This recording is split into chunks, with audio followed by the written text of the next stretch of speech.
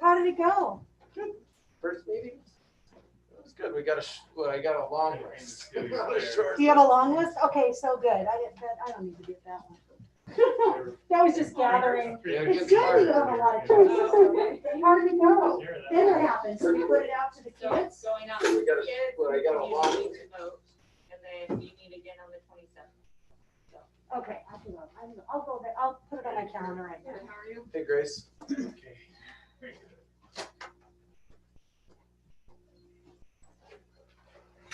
So what? Okay. I got a board meeting starting, so I'm gonna have to call you back. Okay. It's okay.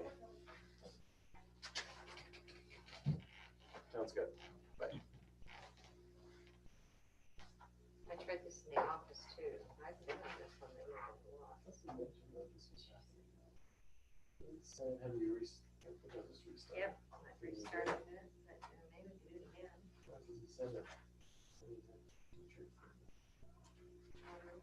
That was me. Restart it, try it again. It's not even There's no.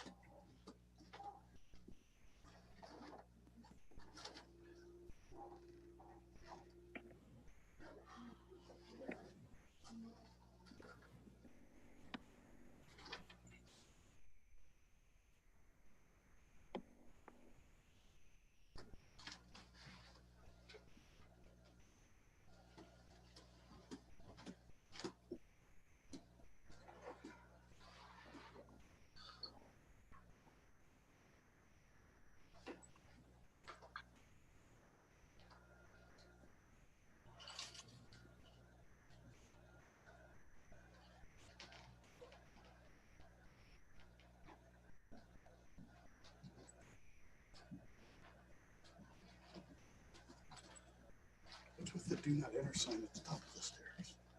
Because They the go stairs one are one way. way. They Oh, have to really? go down this one and they come up the blue. Do you have it there again? Didn't. I said didn't. I went down the stairs and booked it. COVID 2020. One-way stairs.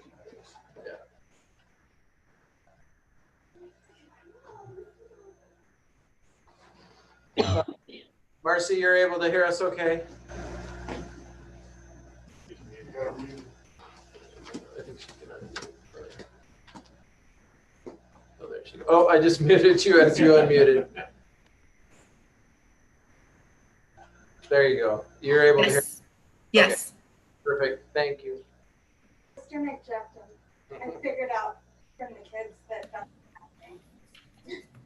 I took that one. Because, yeah, I couldn't get back in after you did that.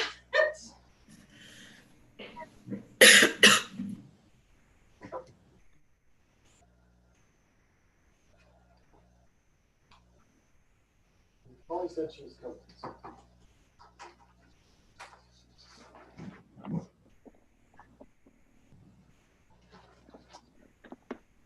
There's that. These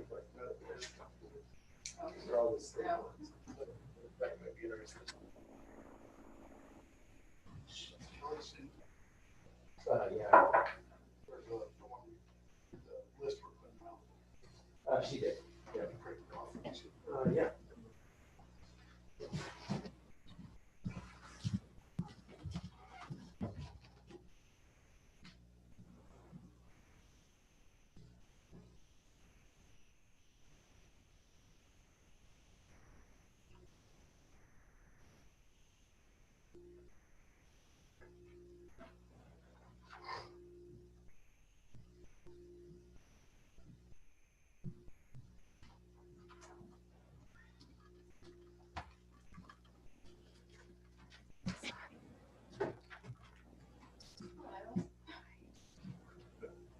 that look? Oh, I'm running around. Monday kind of look? Love it. And I didn't work today. Is this my seat today? My social distance must be. I can add your seat wherever you want. Okay. Sit here. Sit here, Polly. Okay, this is that one. Okay. Yeah. Six Ken and I don't bite. Well, I just didn't know if you were supposed to.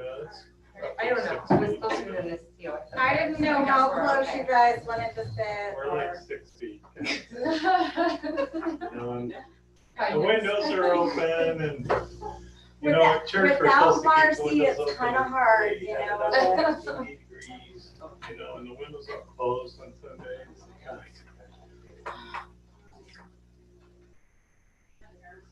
I was surprised there, when I took the stands on how much of the slight grease I put into That really helps. I mean, that made it, to me, a big Towards the difference. end of the round robin, someone asked me to turn it off, so I went and turned it off. That barn, because the grease quit, that barn instantly warmed up. Yeah. Oh, those things work. They do. Doing a lot more than that, rather than just make noise. They do. Yeah, I think. Well, always.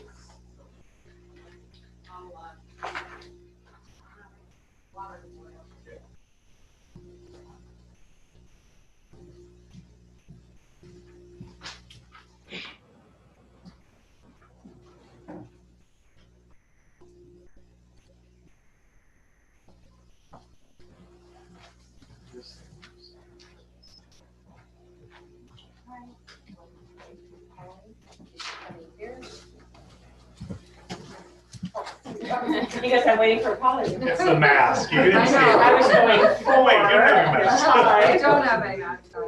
It's all right. Of course I got half. Sorry. It's Monday. It's been a Monday. I have a mask on my face, even though it's not over my eyes.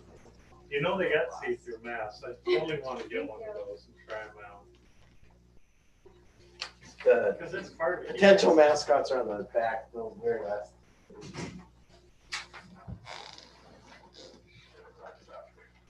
All right, let me get this up and then I'm ready.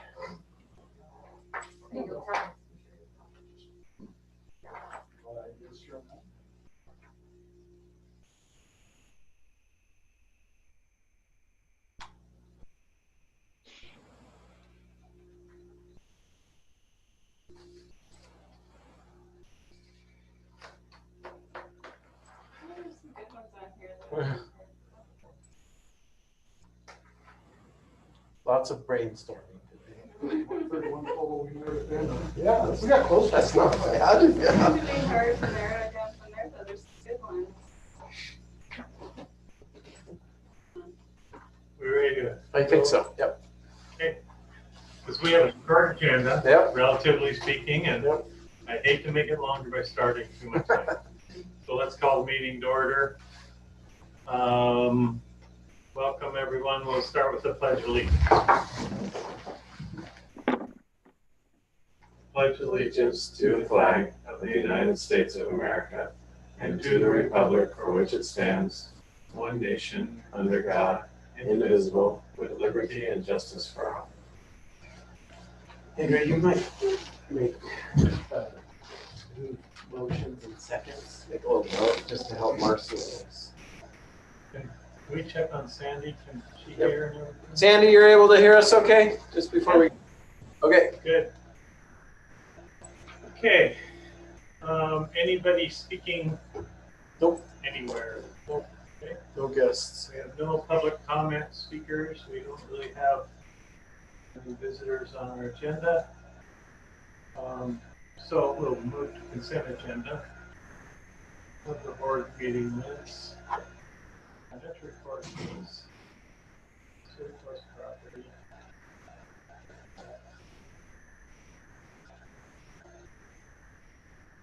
Surplus property, maybe down there or close by?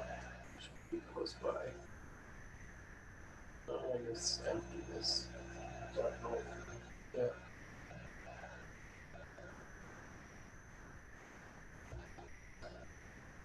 And scroll.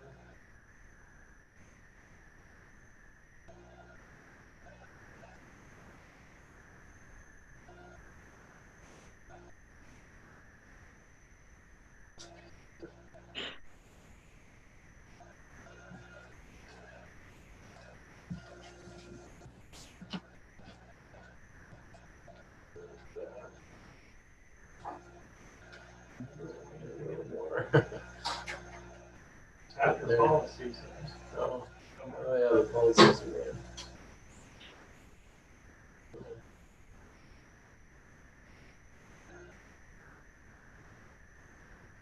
Yeah, policies take up so much space.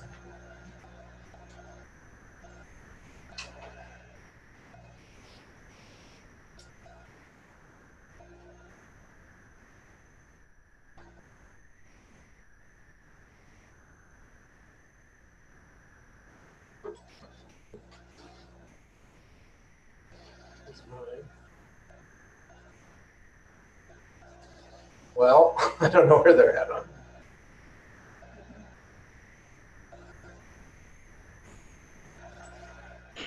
Marcy, do you know where the surplus properties is on here? Did I scroll past it?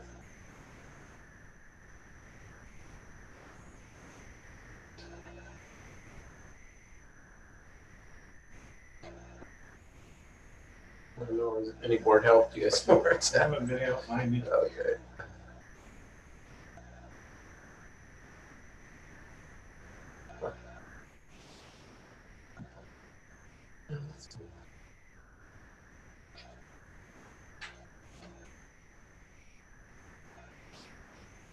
Only one I'm aware of, there's a projector that was old that I added. It's on page 52.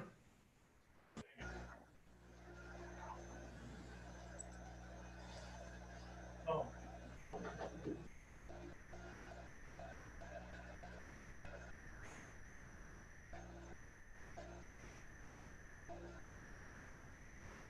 Thanks, Marcy. Yeah. what are the phones? Sidecar is just so there's like a secretary phone that has like the regular phone so you can dial, and that's got like a function button. So that's like the side. So that's actually our old phone system. It's been replaced for many years now and is just sitting down in storage. I kind of doubt that anybody is going to be interested in an old analog phone system, but perhaps a startup business or something. I mean, it'd be a cheap way to figure out probably advertising on eBay. Maybe Facebook. Yeah, Facebook. That's pretty, that's more local. Yeah. Shit. Okay. Okay, thank you. Sorry I didn't catch that earlier. What else? Then student body management reports. So they're all attached. Anybody have questions or comments on any of the financial reports minutes? We found our surplus property or October bills.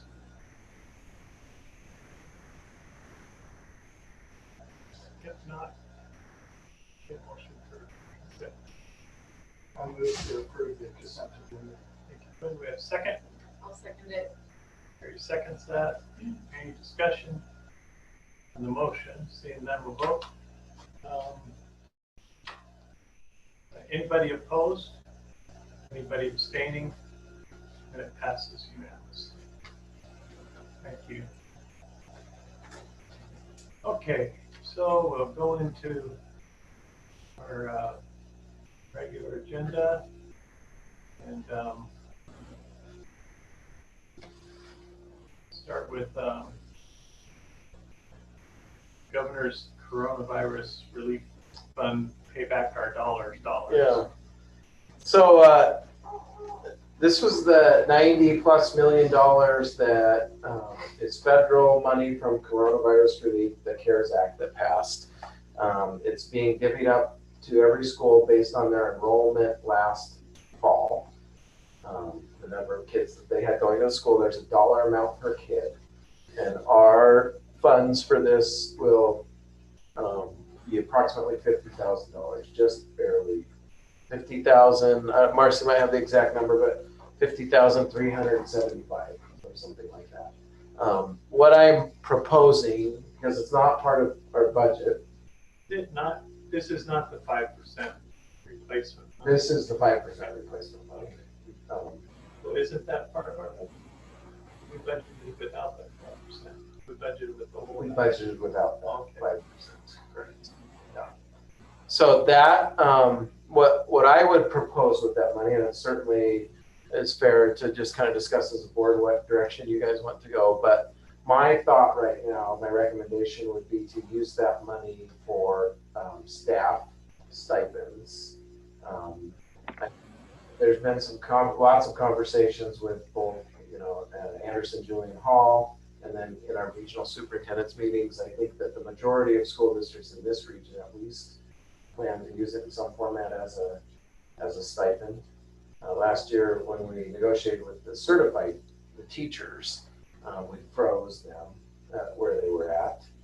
I know some districts are doing it differently, and I certainly would appreciate direction from the board if that's what the board chooses to do with the money. Is some are paying a flat amount per employee to include bus drivers, custodians, paraprofessionals, teachers, administrators, everybody.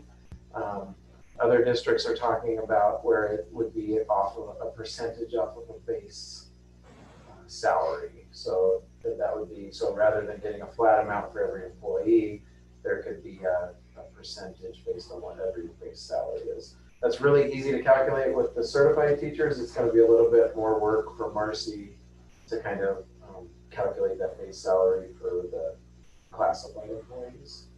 Do it that way. That's kind of my recommendation. The money could be used other ways. They've kind of emphasized using on technology. I don't see any technology needs.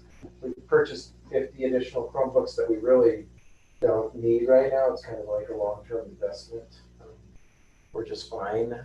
We also had that coronavirus blended learning money, which was $100,000 we talked about last meeting, that went to all sorts of things: Chromebooks, laptops, 3D printers, and all of those things are in process of order to get here. So I don't see any technology needs. It has to be coronavirus related. And we've all kind of been waiting as superintendents for some clarity from the state whether or not it can be used as a stipend. But I have received guidance that it can, and what we would do is there's no federal compliance to report. So the federal government is not requiring any sort of reporting or anything like that. There's actually no state reporting that's required. The state is encouraging that you track that money and keep track of how you spent it. It would be subject to a freedom of information request or public records request. And so what they're advising is that we would keep a spreadsheet. Basically, instead of an individual employee and try and keep track of extra hours that they spent, we would keep a spreadsheet with each type of position listed, an approximate percentage of their day that's now spent on duties that would be new because of COVID. So, for example, with Susan as a janitor, it might be that she now has to spend 10% of her day, moving those UV light. That 10% might be a bit much, but those UV lights around every classroom so that we can disinfect every classroom once a day.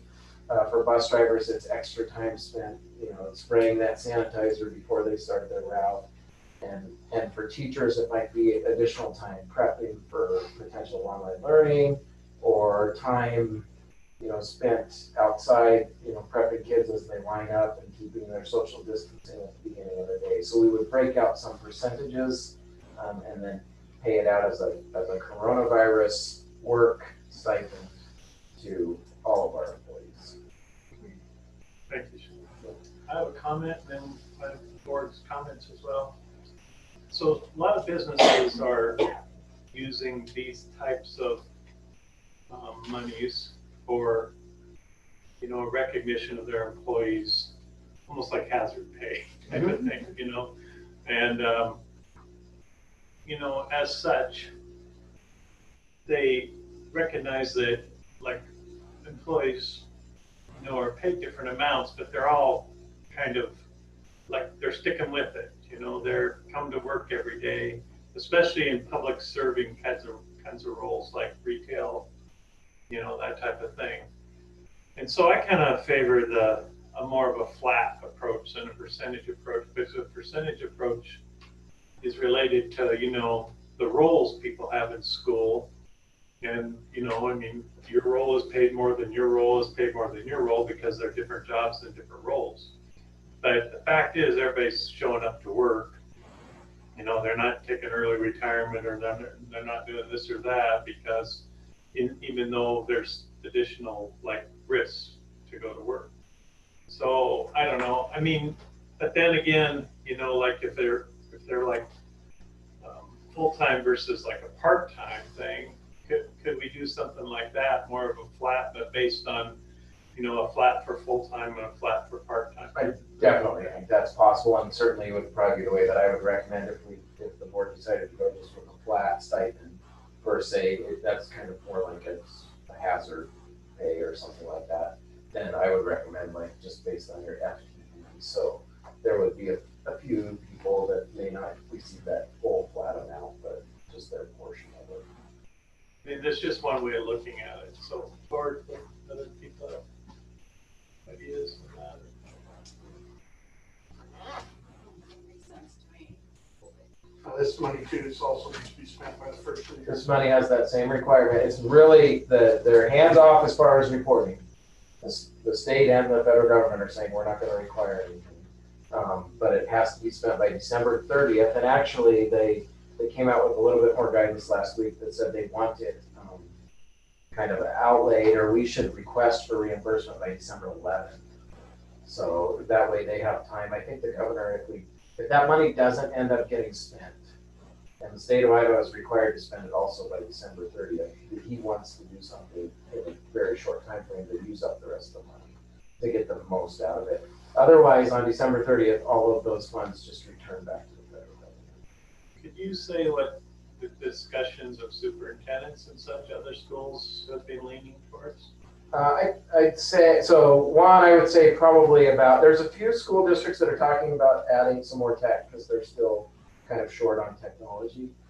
So I would venture to guess about 80% of the districts in our region are doing a stipend in some format. Of that 80, I'd say it's probably 50-50, maybe slightly more, maybe like a 60-40 split towards the flat stipend for every employee compared to based on your base salary. I think where we are so good tech-wise, I mean, I could see if we were really in need, that would be the way to go, but I think it really shows our staff that we appreciate the extra stress and they've gone through. Yeah. I agree, and I Feels mean, I better to think give it to it's the people. been extra work, and certainly I've always felt, even throughout our reopening plan, that I hate to necessarily call it hazard pay, but the people who are probably most at risk in our building. Actually, I was searching for another word. Are I couldn't come up with it. Are the staff members, the adult staff members. Another way to do it would be, 2 flat rates, one for certified, one for. And then you're thinking, or you're recommending, or however you're putting it, the whole 50,000 is going to STIP. Yeah, it does. Because we already used that 100,000, kind of covered our. It does bring in another piece, and I visited a little bit with Marcy. We haven't been able to sit down and put our heads together completely, but so on the second thing, and I'll just bring it up because it's an action item, is doing some contracted temporary, like a full-time substitute teacher is what I'm considering. I think we might have some people that would be interested, and so another thought would be to use some portion of that funds in this half of the year to fund that itself. So the permanent kind of full-time sub. We've already had to do some, quarantines or isolations with staff. And so the idea that person would just, show up at the office every day. I think we would save some money in the budget on. I'm sorry. We were just On kind of, I just substitutes, figured because if probably. we needed a sub in any one position throughout the building, we'd just send them there for that day. Or if somebody was quarantining, they might be 2 weeks at a time in a certain area. They would be, well-trained and able to use like the Google Classroom, and they can kind of plug right in. Right now with the one quarantining staff member that we have, it's been really easy that the teacher can continue to teach from home on video, And we have that sub there that knows all about getting onto Google Docs and all about the setting up the Google Meets, and so it's all ready. And if that were to happen again, it's only one person. So if it's multiple staff members, then you're back in the same boat. But if it's one, then you would have that covered. My thought with that position is that if we have to go online, that we could also have them kind of be like an online liaison who doesn't have like teaching duties, but could actually reach out to individual kids and have the time to help families or kids with connecting and do that as well. So there would be a job duty that would kind of come with that full-time sub. There wouldn't be there wouldn't be a full-time sub going into next year. But my one thought was that out of that $50,000, you could probably take, if the board decided to take maybe $10,000 of that. And instead of digging into a general fund budget, you could use that for those purposes as well. There's also, and again, without Marcy and me being able to kind of sit down and really have that conversation, there's still some other of the older coronavirus funds that do require some reporting and stuff like that we could still use and finish tapping out before we were to. I mean, this stuff's really fairly free to use and less restricted. All the other stuff is, they've been very clear in saying you cannot use it to pay, like a stipend or something like that. But we could use it to pay for a permanent part-time stuff, I guess, or full-time. So temporary, I mean. Kind of just thinking, you had a full-time sub there, and they said they report every day at 8. In essence, on days they're not subbing, they could be a teacher's assistant in another class. Yep, they could. You'll use them wherever. I think there's lots, we're always a little bit, we struggle with lunch. Lunch is really hard because of all of the changes that we're trying to do to be safe. And so certainly, like, if nothing else, sounds like someone maybe was knocking. We could use them in the lunchroom, we could use them as an aid, we could use them reading with kids, we could cover recess duties and have an extra body out there. This would not be like a rubber room employee that just showed up and collected a paycheck, I think. And I would say, at least probably 80% of our days in this building, we have a sub, just with our size. There's a few days that we don't have a sub in, but almost every day. 4 out of 5 days, we have a sub in some format. Could sub also as an aide or as a teacher either way. My idea would be approximately about $170 a day would be the pay, which is significantly more than we pay just in regular sub.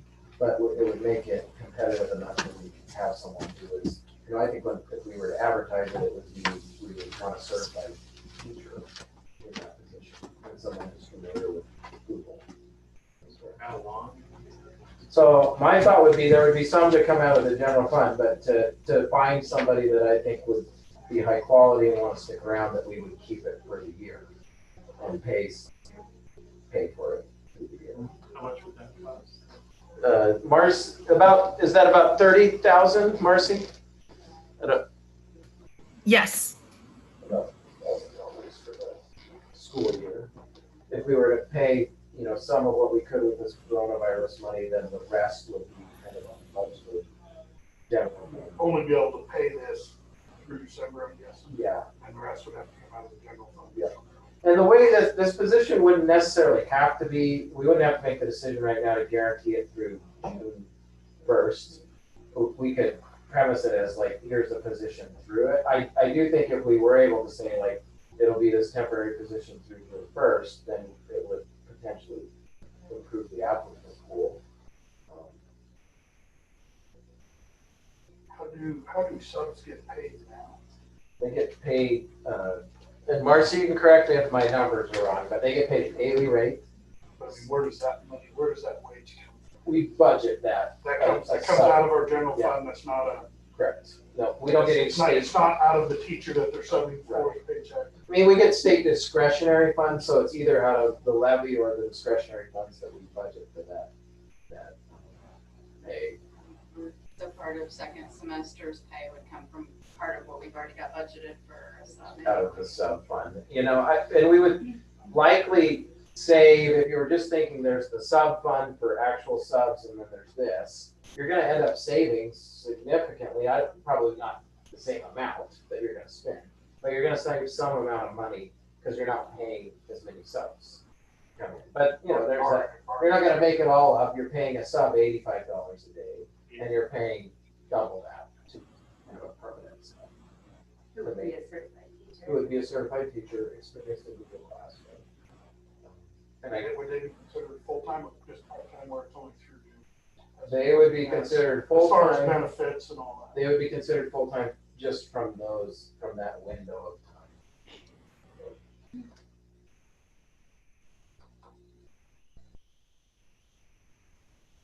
So I guess that's my question, is benefits and that would they then? there would be benefits. Benefits, so they're, yeah, on top of 170, there's more expense because they are a full-time employee as well.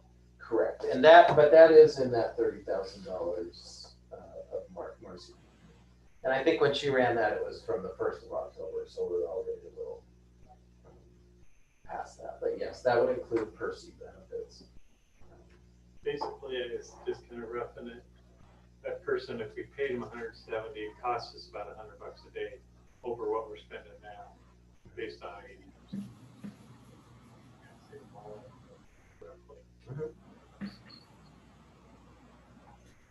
If we took that, And there'll be days we still need subs. I mean, sometimes it's 2 or 3 people out, and we just have to prioritize where we would want that person, depending on the circumstances. The other thing is with the quarantine is after, and Marcy, again, you can correct me if I'm wrong, but after 7 days, we pay an increased rate to a sub, so in a quarantine situation, you're gonna end up paying a higher rate to a sub. what was the total Marcy came up with? Did you say? 30,000, Marcy, a little more than that, but Yes, about 30,000. So we take. On that beyond 7 days, Sean, is that even if you're bouncing them around to different classes? that's in the same position. So by same position, you mean 7 days in the second grade. If you were, She's 3 days second grade and then moves. and we did that 4 days, with a sub last year, we had that situation for a while where there was, once it goes over that, there's that. But I mean, is it, she's, say she, Yeah, the sub is second grade for 3 days and then does fourth grade for 4 days. That's not. not the same, because it's not the same position. Yeah.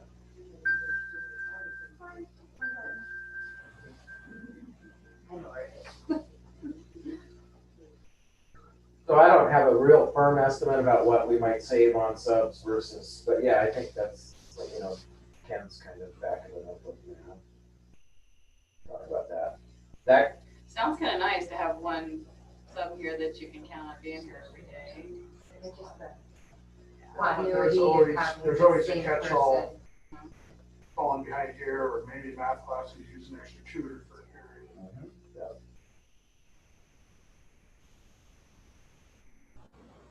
and I would say, I mean, obviously, we would advertise it, we'd have to select the best candidate, but I also feel like this is an offering a position that we don't think anybody's totally doing that for, is what I would say. I mean, I think, I don't think it would go off. So I was just doing a little more back page math here.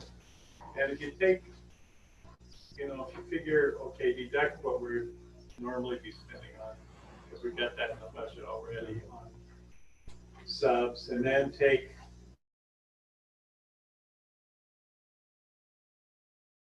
up the 170, and then kind of how are we going to spend that 170 looking between now and December, and then December to the end of the year. I'm saying a third between now and December. So out of that 30,000, we take about 12 that would just be out of our regular sub budget. That'd leave 18,000. So we divide that by 3, and then we'd have about 6,000 we could take out of the 50,000. And then I'm just giving some rough numbers, but that would leave, I'm just trying to come up with an amount that we'd still have what would we take out of that 50,000 and what would be left then for staff? Like bonuses or however you want to call it. Stipend, not those. Stipends, I mean. Yeah. So I guess, as far as, you know, A up there would be out of that 50,000, how much more from legacy? Trying to get another amount that we still have. What would we take out of that 50,000? Run the numbers and then format what we would like to see. Bonuses or however you want to call it. So if we had a number and then the formula that we were gonna kind of. I guess, as far as, you know, A up there would be out of that 50,000, how much more legacy? Back. I muted you for a second, Sandy, so you'll have to unmute if you want to chat. But so that would be kind of the first piece, and then just approving that we advertise for this position and whether we would want the position just to run out December 30th or last day of school December 16th, or whether we would want to advertise that as at least from now until June 1st. I guess the hard part in there is because you won't know until you advertise. Say you advertise it tomorrow. We're not looking November before you hire somebody, before we approve a hire, at the earliest. I think we could be on a pretty short time frame. So you're actually only looking like 20 days, Right. 30 days of, that we get to use this 50,000 on for that position. Correct, yeah, so you'd have to be a little bit careful about that, because if you set that too high, then we wouldn't get it spent in the amount. Oh, 30 days, even less than I was shooting. Yeah, I mean, actually, So out we of got that 50,000, I don't really hardly get to use any of that money. 4 months. I mean, I think for- we use for- about $5,000 or so. Would we have to wait till our next board meeting to approve it? I don't think so. Yeah, I don't think we have to, well, I think if you, so what, the rest, that money's fairly flexible. So if you set a stipend or the amount, the block that you want to use for the stipend, then anything else, I could still use that to pay for this permanent sub position.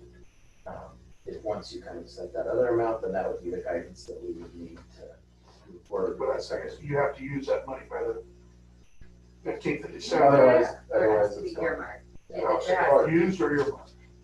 It has to be expended So how would you do, how would we do that? or obligated, as I was trying to come up with the word. The word they use is that is obligated, but they've been clear about you can't, it's not the same as, so there's like a contract obligation for like to buy Chromebooks. And so some people have been struggling with that, like Chromebooks aren't gonna come until February or January.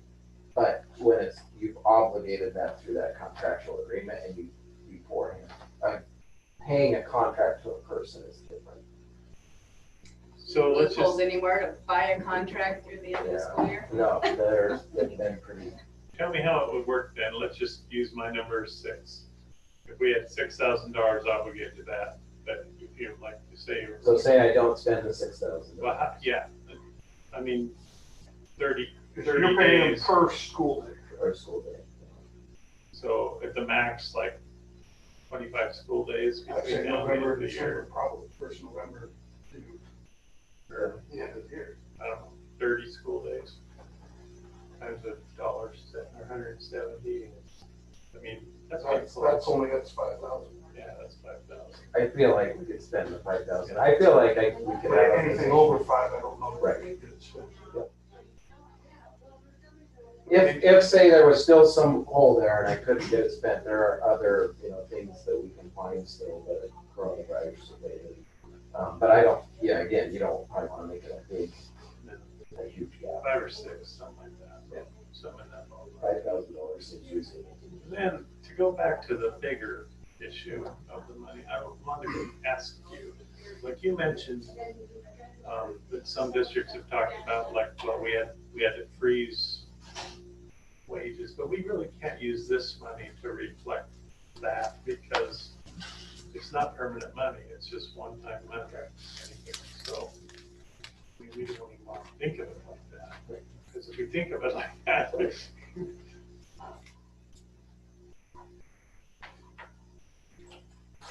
Yeah, so not as a replacement for frozen wages. So other than the full-time substitute and then the stipends, do you have any other use for the money or wish list for it? I'll go wish list. Yeah. Not for Again, virus it's doing hard, it. given the timeline makes it really hard. And that basically what I've heard is technology and or some sort of stipend, and I don't right now, have something that can be very easily tied to coronavirus, which you're supposed to still do, and have it, spent in the time that we have. How many staff members are there? Yeah. Marcy, do you have a quick answer on that? Overall staff members total? I would venture a guess of 40.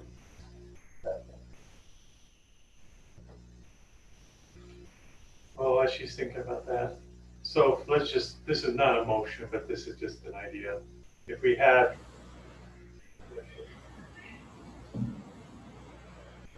Total kind of staff members or FTEs? Just a second. Okay. Do you want FTEs or do you want people? We would do like FTEs, including like class of two with their kind of approximate FTEs. So for certified FTEs, it's 18.67. And classified is 7.71.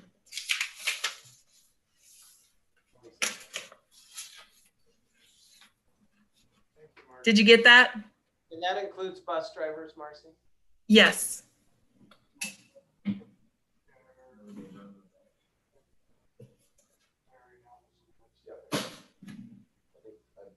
right. So, I'm just how this might work timeline. Let's say we passed the motion that said 5 or 6 for the part-time or full-time sub, and the rest to be done on a flat rate per FTE per plan, and then you would put that plan in numbers and bring it to our next board meeting, and we'd pass it then. I mean, assuming something like that, since we don't have hard numbers to pass on right now. I think that would work. Although I think if you set aside $5,000 for, I don't think you'd have to approve it again. If you set aside $5,000 for the sub and said we would like the rest of the remaining money to go to people based on their FTE, all staff based on their FTE, an equivalent amount, then I think it would be fairly quick math for Marcy, and we could have it paid out, and that would be clear enough guidance as far as unless you wanted to hear an actual dollar amount, and then you can wait still because it is the October meeting. We have November and ultimately, December will be right up. I think we need to do it by November. Yeah. Well, the only reason I asked that is because I don't know if it's clear to the rest of the board or myself what options look like actually financially. I mean, it's a significant amount of change and something that's out of the ordinary. And so whether or not we do it flat rate or we do it percentage wise, I don't know. So do you want? Well, there's also to think about, this is October, cases are going up. What else may pop up between now and the November meeting? That all of a sudden there might be an idea where we need to spend it because circumstances change. Possible.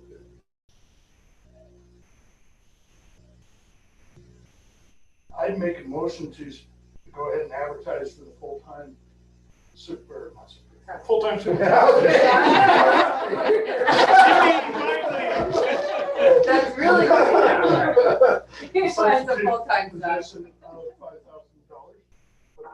I think motion for the $5,000 for full-time. Okay, so the motion is to use 5,000 of this money to go ahead and advertise for, I'm just trying to get that. Go ahead and advertise full-time sub position, it'll also be, the rest of it will become out of our regular budget. It would be listed through June 1st. Right. So we have that motion and seconded by Polly. Any discussion on the motion? I couldn't hear the motion. So Marcy obligated of this coronavirus relief fund dollars, 5,000 of it to pay for that full-time sub position. Does that need to be two? Okay. They were gonna. Who made that motion? Quinn and Polly seconded. Ken made the motion? Quinn Wemhoff. Quinn Wemhoff. Okay, Quinn designated $5,000. Yep.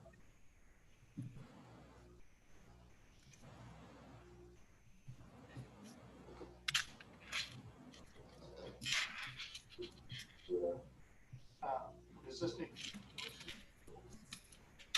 You wanna hire a full-time sub? And then they were.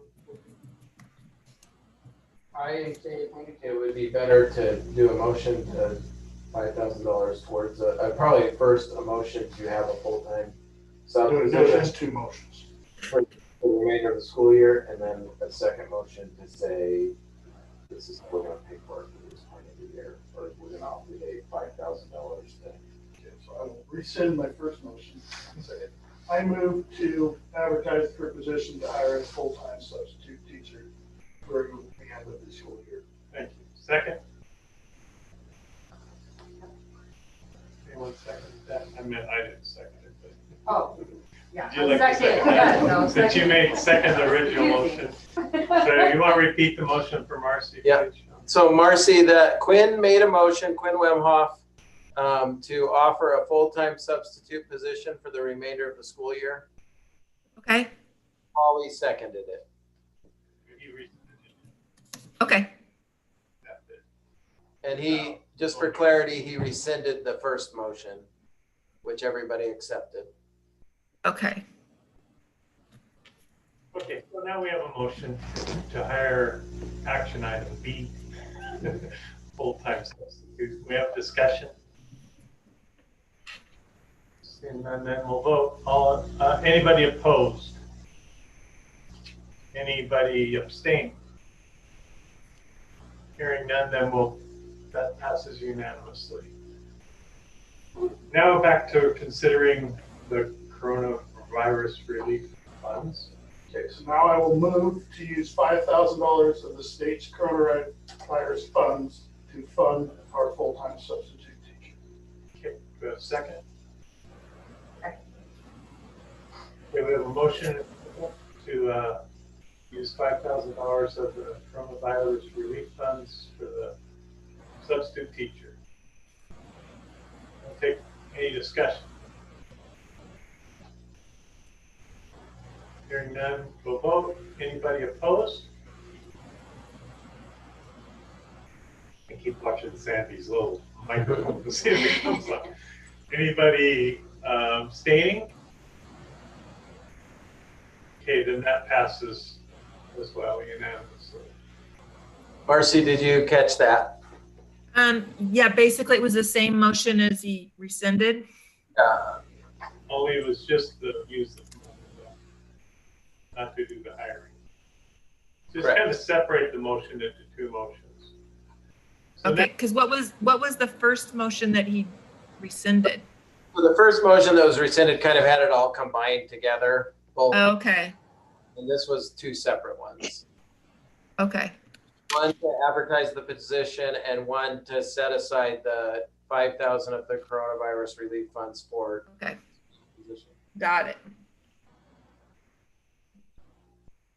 And now, is there any motions about the remaining $45,000? I have a question. Discussion on it. Go back to just. So we turn around and hire a full-time substitute, and we divide this money out as stipend. Are they in that pool? I think we would do a calc. think we would do a calculation just with the current staff that we have. And a substitute, we wouldn't want to bring in other substitutes into that potential pool too. Although, certain more discussion, and maybe it's the good reason why it warrants, coming in November, is there could be type of stipend or something for substitutes as well. But,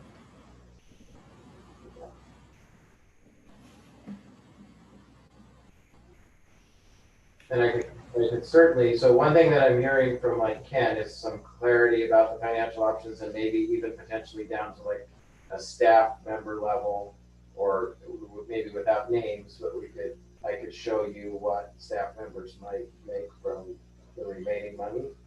Is that? Oh, yeah, I mean, I just don't understand. I mean, it would be useful to be able to, not names, I don't care much about names, but like what's a flat rate compared to a percentage rate for our highest percentage, the lowest percentage? What's the variation there? Okay. And to me, that would be, and also would give us a little more time to reconsider if anything else comes up. And also then the people wouldn't spend it until Christmas. I was looking over at staff to see if that tracked. Jackie's like, no. But anyway, seriously. Yeah. So if we could, that would help me anyway, and I don't know the rest of the board. If someone wants to make a motion to go ahead now, we can. But if we had like the kind of comparison between flat and percentage, and then I think that's kind of a good idea to maybe include subs too, like bumping our sub rate as part of. Of course, that would we have to we spend. only bump it for. Yeah, that won't work. For what the fall. You could do you could theoretically do some sort of stipend based on the number of days that they worked between. Yeah. Every year. Like December 11th or 16th. Yeah. Then they do coaches too. Right now, I wouldn't include coaches in that stipend, but just the regular. Yeah, I know. I'm saying once you start down that road. Or yeah. Well, I think I can certainly sit down with Marcy and see what it would look like what the dollar amount would be if we paid every FTE in flat, and then versus, and just kind of the spectrum of what.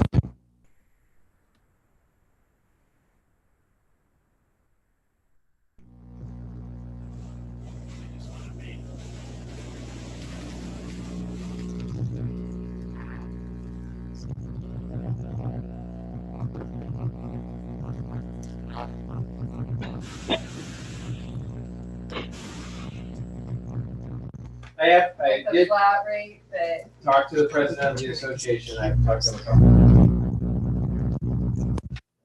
Just to make him aware.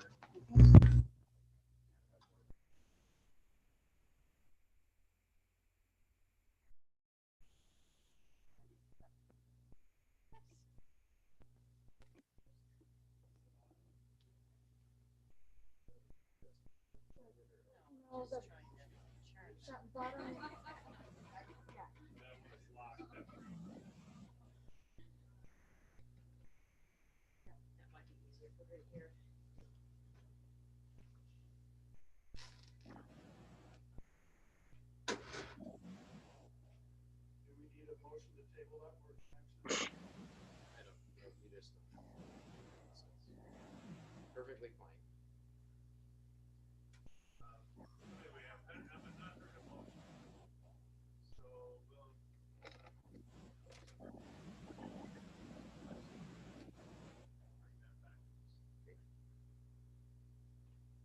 Okay, so with permission, I'll move on to kind of the reopening plan. A couple of small things, no major changes, but I have a couple of kind of proposed ones to look at. The first one, just to be aware of, is that in category 2 right now, which we are still in category 1, it's a little bit funny still how we remain in that, because in terms of cases, we're red for a little bit and may go back to orange, but there's other things besides just cases like hospitalizations, deaths that factor into that. So as far as the public health district is concerned, we continue to remain in green. Now, all all that's subject to change. One thing that I'm realizing is that because we're such a small little county, it's pretty unlikely that we're gonna be drivers of deaths or hospitalizations. That in our region is gonna come from either Latah or Nez Perce. They just have more people. And so, we have to be careful because you could have a massive outbreak in Lewis County with our 3,800 people population.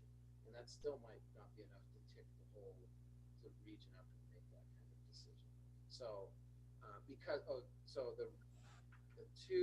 there's number of people, but then there's hospitalizations and deaths by region that actually factor into our program. So because of our small size, it's going to be a little bit difficult to kind of get a clear picture from the public health district. Now, with that said, I do have regular conversations with Carol. And so, like, for example, some of the cases, a bunch of the cases that are red for cases were very contained. Another example of that in Idaho County was when the prison had 80 cases or 90 cases in a day. That's a group of people that are not exposed to other people or not at a very high level of exposure, where those cases went at least initially, is that those cases were relatively contained and not a whole lot of exposure. So I continue to have those conversations and would just, advise you as public Carol and the public health district would to move, as needed. But with that said, so a couple of little things: require use of masks indoors and physical distancing is impossible in the yellow category in our PPE. So this would just add, we would require these masks and face shields inside when physical distancing. Right now, So in essence, we're okay without masks if we're 6 feet apart. Yeah. In yellow, and we're in green right now, and green does not, it's important to remember, green, as board members, green does not require masks other than when two criteria are met, and that is when cohorts are mixing, so you get different grades coming together, and when physical distancing can't be maintained. So that's when we're requiring masks. This would say, if we were to move into yellow, all of a sudden the cohorts mixing thing doesn't matter at that point. It's if you can't keep 6 feet, then you have to have masks. That would be yellow. So that's the first of the edits. It just clarifies the indoors piece. The second thing is something that we're doing, and I put it in yellow. Doesn't mean it can't happen in green, but read a really cool article in Wired magazine and kind of backtracked some of the science behind it, talked to the public health district about it. We have these box fans in every classroom. That was part of our plan, and that we would try to keep windows open. Well, when the smoke hit, it was really hard to keep windows open and keep the air quality high here. So starting with that Wired article, we bought what are called MERV 13 filters, which are higher than HEPA and will capture virus in the filter. And so when the windows can be closed, we can run that box fan without fan white. We can run that box fan with the filter duct tape to the back of the fan, and all it will do is push air through the room and capture particles on the backside of that fan. So that would be required if we were to move into yellow if windows are closed, just that we kind of have that constant air quality improvement. So any of that kind of stuff that you need to get, purchased with that? So we've used some of our coronavirus funds already to purchase the fans, the filters already. Yes, it's all winter when windows open. You could have a couple Run that fan in your room and you're just constantly moving the air, and every bit of air is cycling through that filter all the time to kind of prevent that aerosol or droplets a little bit. We're doing our best. So that would add that. So that's not actually not an edit. Windows are open whenever possible. We're already conducting staff daily screenings. This was more of a reality thing, and the teachers actually kind of asked for it. So originally in our plan that was presented to you, that was last approved, it said parents would do screenings in green. But really, in practice, the teachers felt it was most feasible to just, I was trying to save them some work, I would say. But they felt like it was most feasible just for them to do the screenings, and they're doing a great job of it, keeping track of temperatures. So that's just moving it here into the yellow, that the staff conduct the daily screenings.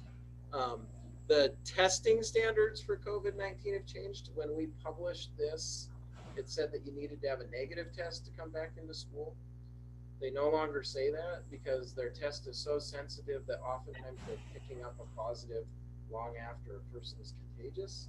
So the CDC guidelines say 10 days from the onset of the virus, of the symptoms, as long as your symptoms are improving and you haven't had a fever for 72 hours, then they say you are no longer contagious.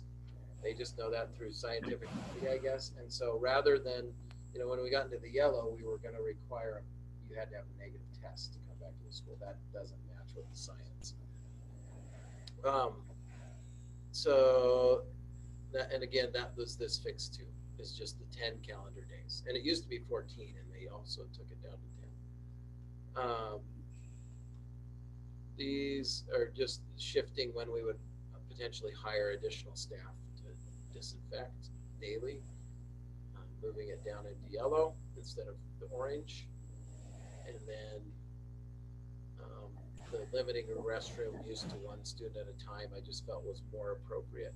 And a lot of my thinking, honestly, as we watch this progress as a school year, really ultimately kind of yellow and green are kind of merging together a little bit. And that's kind of my gut feeling, is that while we kind of say we're in green right now, we might want to take those extra steps as the number of cases continue to increase. And then I think that's what I had. So this is just moving. This again is something that we kind of planned to happen in orange, but it's something that we've tried to do, and that is allowing students who have symptoms to remain at home and attend school in a live online format. And the key word here is, as Jackie and I are navigating this, and Jackie can talk about it a little bit too, is that it's really hard for a teacher when you call in that first day and say, well, I'm kind of feeling sick, I think I should stay home, to then like ramp everything up and say, okay, go ahead and join our online class. That's a lot of work because then teachers have the in-person class, the online class. But we also don't want to lose that enrollment and or that attendance, and we're encouraging kids to stay home if they want to. So after discussions with Jackie, that we would provide that live online learning for kids that want to stay home after an initial day. So that way we're not like at 8:30, like, okay, where's your online class? How come we can't join? And the potential of a few kids that might be abusing it, like, well, I just want to stay home and I expect the teacher to do everything for me while I sit in the Chromebook. So the first day you would just be sick, like any of us if we take a sick day. And then any ensuing day after that, the teacher would have time to be prepared. So this would just shift, instead of providing live online instruction starting in orange, we're already doing that for the most part because we think it's beneficial for kids. But it would also just lay in there that the first day would be not. The teacher wouldn't be expected to provide that instruction. And then, again, we're counting students who attend online as in attendance. And it's working relatively well, I would say. I mean, some bumps. It's not quite even across the whole district, and we're working on kind of improving that. I added a little bit of language just to be clear about it when students could be in here in red, that they would require a health screening and mask wearing. This would be an extreme, we're really in bad shape, and we would just require those two things. And then again, this was just a more of a match of what we're actually doing. So in green right now, we're serving preschool and kindergarten in the classrooms. Is working really well. And then I don't think it's reasonable. So this is a little bit of a maybe relaxing of the rule. We had in there that we would load buses from the rear to the front to kind of reduce some risk of COVID spread. We have kids wearing masks on the bus when the windows are closed. I feel like going that extra mile to make sure that, you end up with a kindergartner in the back of the bus sitting next to a junior who's sitting next to a seventh grader, you get all sorts of conversations that can happen. So I just think there's no need. I think that's extra, and we can kind of take that off. And then that's it. So those were just a few of the changes. So Thank you. They seem reasonable. Any questions? Idea of can practice yellow in order to stay green. yeah. If there's no questions, entertain amendments to the real.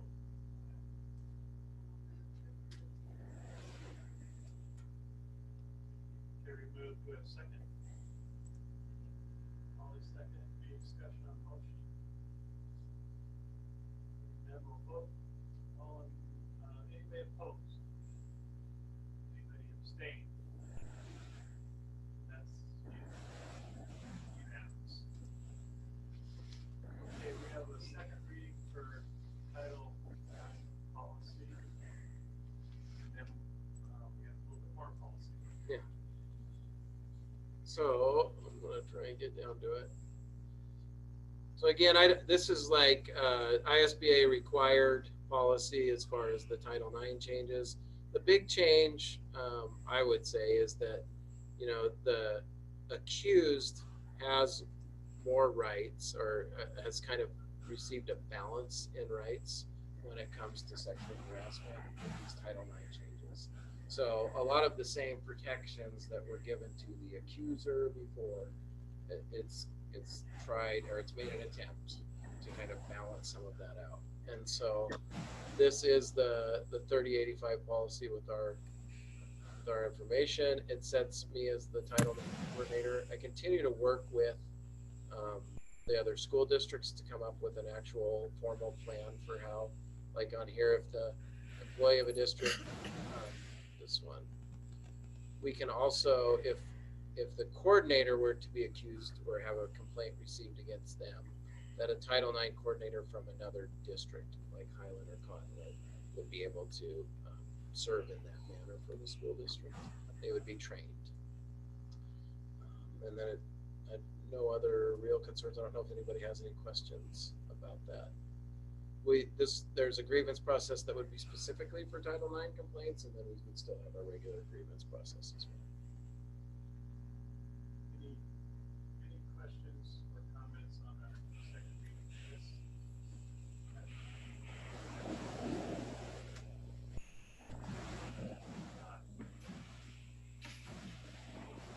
I am not able to hear any of the discussion, so I missed that motion on the reopening plan. Okay. So did you get who motioned and seconded? So, okay, so I went through the plan, and Yeah. it was a motion by Carrie to approve with those amendments. And then Polly seconded, and it was unanimous. Okay, thank you.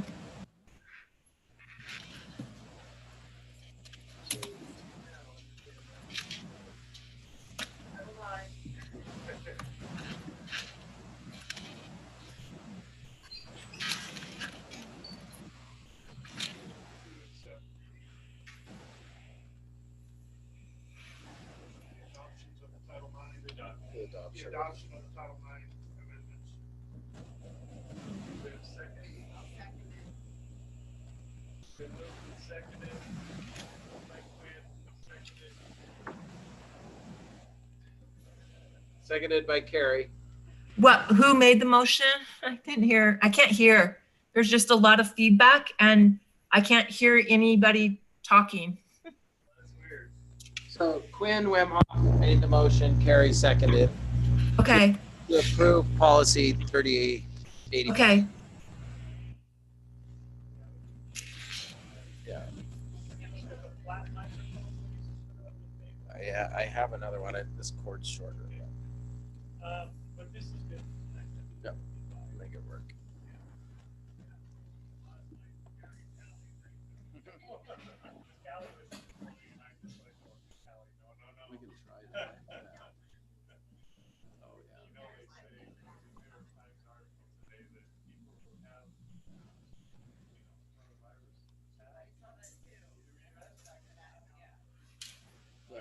brain fog. Anyway, we have a motion. Any comments, questions, discussion? Seeing none, we'll vote. Anybody opposed to the motion? Anybody abstaining? The motion passes. Okay. Next up is brief So, yep, policy updates. This is first reading, so. we'll leave it really quick. You guys can obviously read through, so I don't need to read through what the ISBA has said. Several of them are tied with the form and the procedure for the Title IX complaints that they've now updated. Several of them are tied with just updating the policy to correctly reference that. So those are the main changes if you see their Title IX. A couple just to take note of, this is a policy that's optional, is one about the air quality index. We have a current agreement in our White Pine League that if it goes over 150, we cancel sporting events. Whether or not the board wants that just kind of clearly delineated in policy, or if it's just not, it's something where it's working, so why have it as policy? The last one just has to do with a teacher creates a video, whether or not that's a public record, how quickly it could be deleted.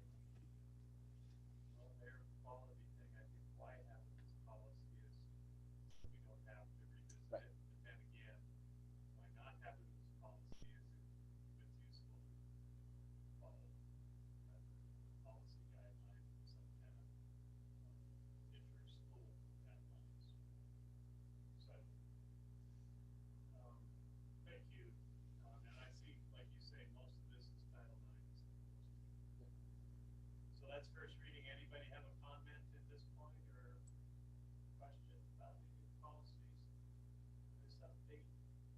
It's a mercifully small It is. policy update list. Okay, hearing none, we'll go on.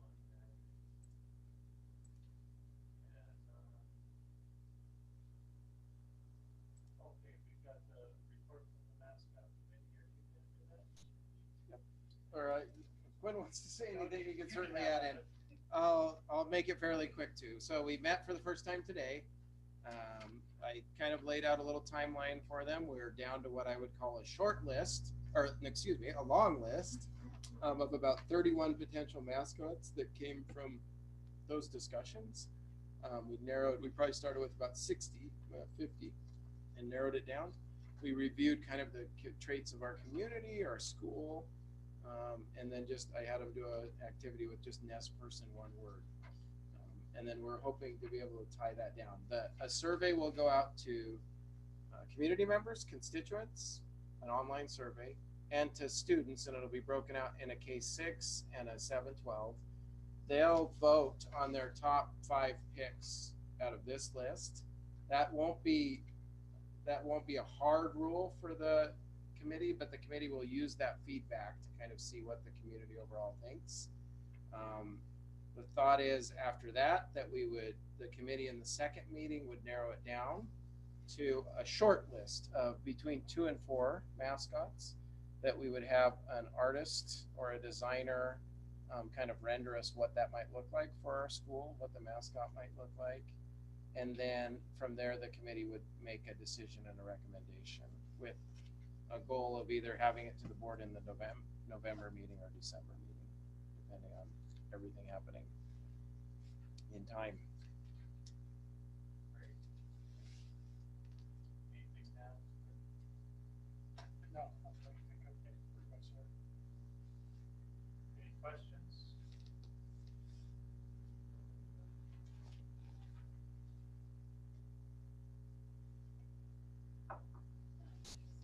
Good sections here, a lot of good descriptive Yeah. words, so it's nice to see the work that's really going into this.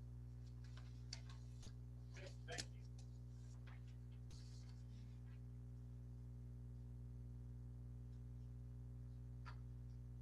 Okay, we're ready for K-12. This is Councilman's report. Just to speak a little bit about the two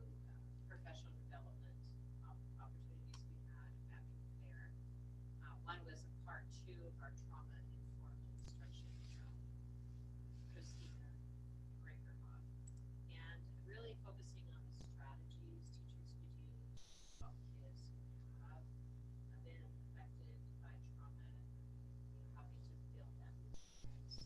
Doing some research on this, across the U.S. there's about 40% of students identified as high need for, if you were interested in taking it yourself or kind of seeing the 10 common questions. There's a lot of other ones, but there's a quick one called the ACEs. And there, from that test, there was 40% have been shown, which comes across average one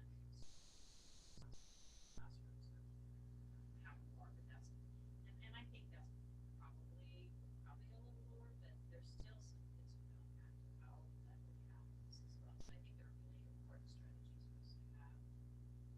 And then plugging in, powering up Dr.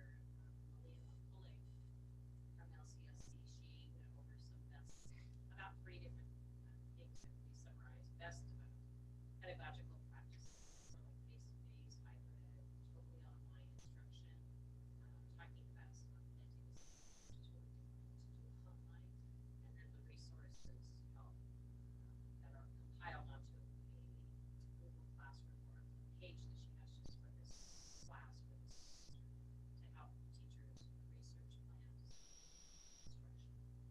And then the online school practice that we had after the year also, we asked students to, when they came back from the after, to spend half of their SSR time, which is about 10 minutes, just feedback from 7 through 12. And some of the common themes we heard is they really liked, some students came to school to do the online practice. I just wasn't working well. They really appreciated that. The able to scheduling, they liked it better than the spring because they had a class and they had some time to work on that, and then they had another class, and they didn't have every class every day, but they did work 8 to 3. The second day was 9 to 3. Teenagers really like school leader. They really appreciated that. We had the staff kind of add some feedback as well. The assessment issues is a common theme, as well as some tech issues, some of the things that they were trying to do, which is why we practice. Gather that information, changes. And the staff really like the idea of having every class on Friday so that they can touch base with things. And I think the kids appreciate that, the questions that come. We are now in preschool starting 9 students. They just really was testing tasks several times a day, but they're so tickled to be here. We have, with Presence Learning, with our speech program, we have 14 students. Andrea is overseeing the speech part, and some may be testing out the small ones. We have a few older kids that have been in a while. We kind of wanted to see what the offering if they were to be able to test out. And I think they're working on that right now. Sports, volleyball had their feedback to Jan night. I've never seen a coach on an iPad, but it worked okay for right now. Districts will be next week. Football tournament this Friday. That's our homecoming game. Cross country, the junior high finishes tomorrow after their meet. Of course, the high school is tomorrow. Cross country. Oh, Cross cross country. country. Cross Football country is is Tuesday. Yep. for sure. And the girls' basketball last game was clubs. NCT are starting to get going. Andrea McMillan is the advisor for Girls Club. They serve their candy grants. We're going to do it online with our elementary because we can't have them coming over. So Andrea's been working with the girls to take orders because they really helps the Girls Club out. FFA went to district service contests last week in Iowa, and the ASB's been seeing homecoming. The elementary ASB has been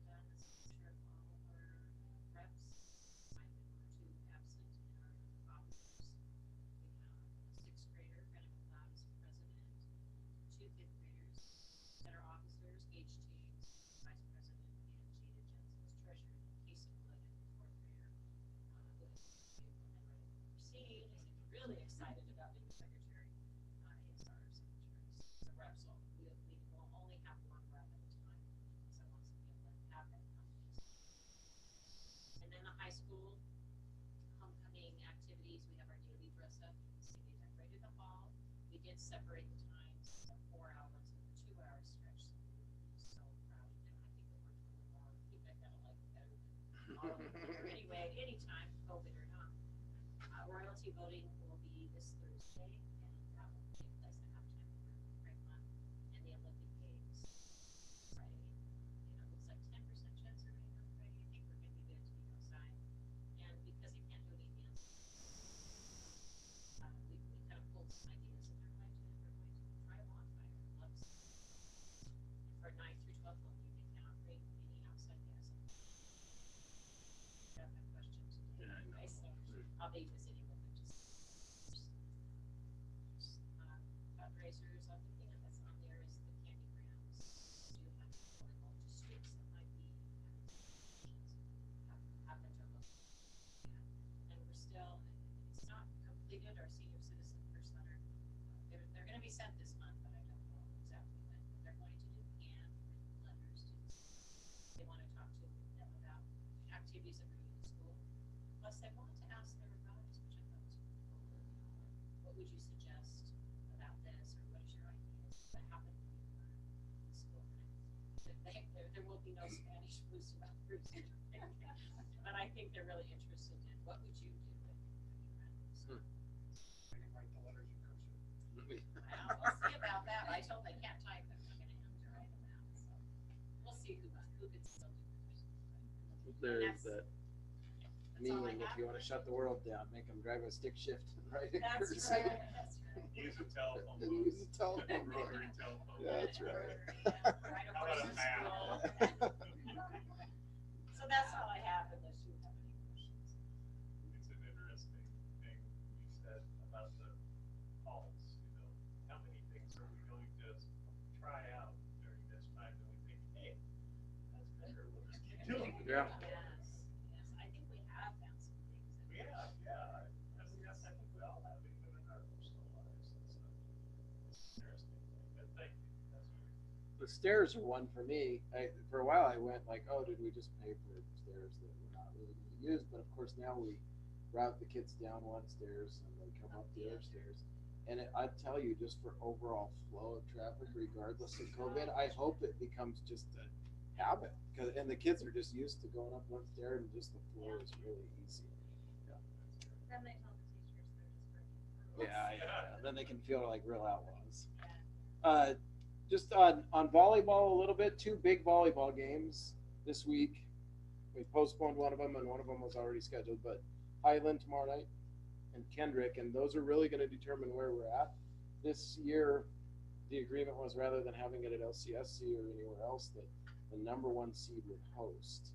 And that begins, so we'll play a game Thursday that will set it, who's number 1, and on Monday, we may or may not be hosting the district tournament. So all of the teams will be coming to Nez first. There's pretty good protocols in place. I've read through the SOP that they have, and so by the local requirement, we'll still require masks for everybody, regardless of who's playing it. It wouldn't just be a Nez first game. We'll require masks for everybody. Teams will come in, and then we will vacate the premise, clean the locker rooms, clean the bleachers, and then have everybody come back in, bathrooms as well. So there's going to be a little bit of lag time. I was visiting with Callie today about if we are lucky enough to host, just kind of some of those logistics and for other schools as well. Is there anything we need to worry about spectator wise, like other teams coming and watching games that they're not in? Like we have Yeah, so that it's going to be a little bit hard, but we are asking that only fans from school X and school Y attend that game. Now, they don't have like a card that says that, but we'll do our best to enforce that as possible. And again, I think it'll help at least we will evacuate the gym. We'll empty the gym, and then you'd have to come back. We will, if you get to host, the school that hosts keeps the gate, but then also has to pay the officials as well. All right, so superintendent report, I already updated you on the mask. I just continue to say that the biggest challenge in human behavior is that physical distancing. It's not natural for kids. It's not natural for any of us to keep 6 feet of distance from everybody. I continue to kind of monitor, and Jackie and I have had a lot of conversations about lunch and breakfast because I still view it as our highest risk thing. I mean, I think we've got everything else pretty nailed down. I can't say I feel 100% comfortable with lunch and breakfast, although we continue to work and make improvements.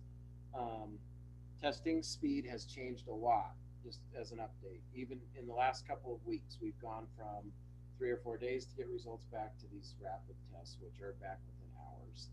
And that is, it's a huge benefit when you have to try and trace back, to only have to trace back like 2 days as opposed to 4 or 6 by the time you get a positive. Is that pretty much anywhere you go for now? I think rapid tests are, a lot more available all over, whether it's St. Mary's or St. Joseph's or Syringas as well. And It's based on your symptoms. correct. We are, that is true. We are getting tests from the public health district, and this was a conversation last week. I don't know quite what the timeline will be, but the governor made that announcement that we will get tests that are specific for staff members. And as of now, they are symptomatic tests, but we can have them administered wherever we want, and they're designated for school staff. Let's see, just continued focus on special education and early pre-reading students, if at all possible, keeping them in the building. I think with all the online practice, besides the high school practicing, we also had the elementary practicing, but in person online learning. You go into that kindergarten class or that first grade class, and it is just a recognition of how hard online learning is for those kids that aren't able to read. Almost takes a full-time parent to be with them.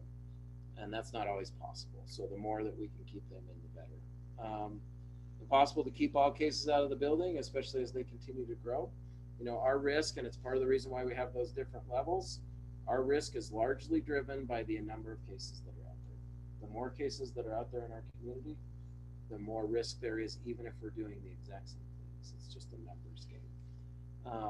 Winter sports, I'm serving on a committee to talk about basketball with the state.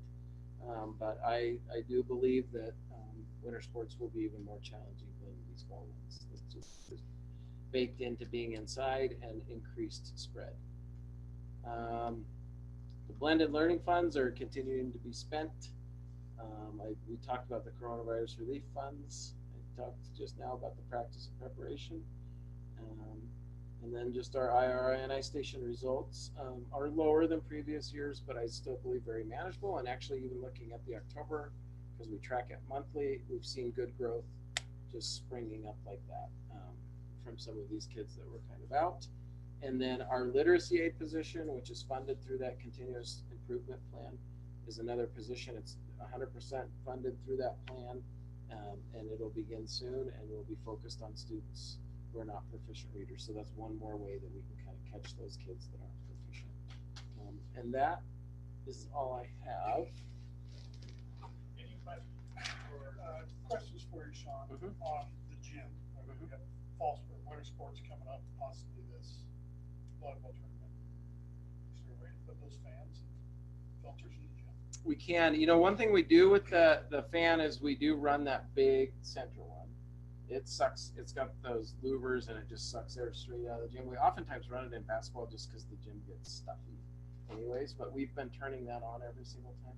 I think we could. One of the issues is kind of that air exchange rate. So when you have something that big, it's hard to get the right amount of airflow through. Getting some fans up around the concession stand. It certainly would not hurt. Whether or not it meets the full EPA requirements for quality air, probably not, but it certainly wouldn't hurt. You're never going to move The volume of air that you need to. Like it says the congestion areas, bathroom area, front hallway, and then concessions and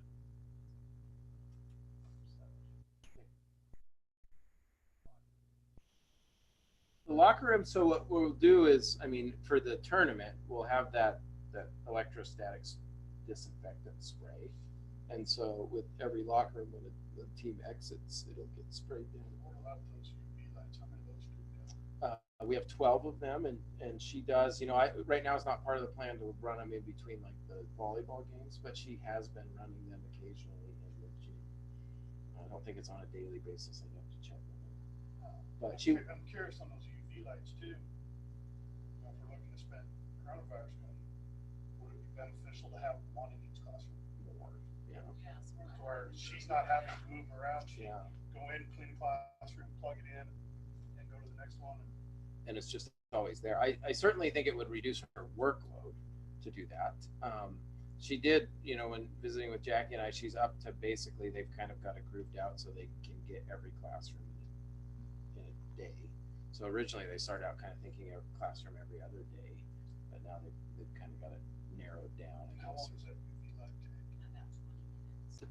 Depends on the room size. So small office rooms like Jackie and my office is 15 minutes. At a room the size of this library, it's supposed to run for an hour. And I was catching us ahead on those as well. If you have a break between classes, can a teacher run just, if we have one in each room, whether it's lunchtime or they're all going out to research, kick it off. Yeah. Maybe run 3 times throughout the day. They were about $400 a piece. Spent $5,000 on the packet, 12, I think. That's probably something if you ordered it until July. Now I don't know. Yeah, we kind of got them ahead of time. I did see though. I got an email from them. They were advertising these little portable ones that you'd throw in your suitcase, and they're calling them a hotel one. So you'd walk into your hotel room and set it down and leave, and then come back and feel a little bit better about staying in the hotel room. So I mean, there's. Good excuse for going to the bar, Yeah, that's right. I got all Go my catch things right here. coronavirus somewhere else and then come back. I don't know. That's right, your clean hotel room. I'm assuming that light's gotta be so close to.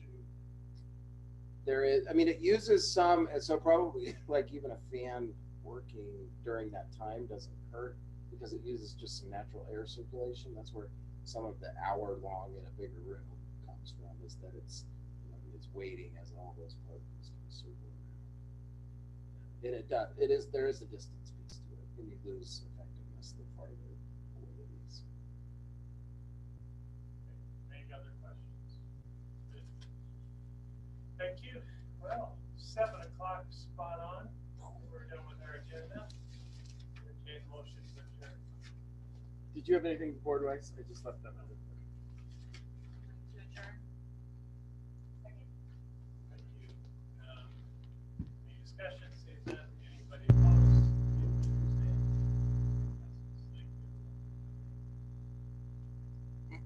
Marcy Carey made the motion and Polly seconded it to adjourn.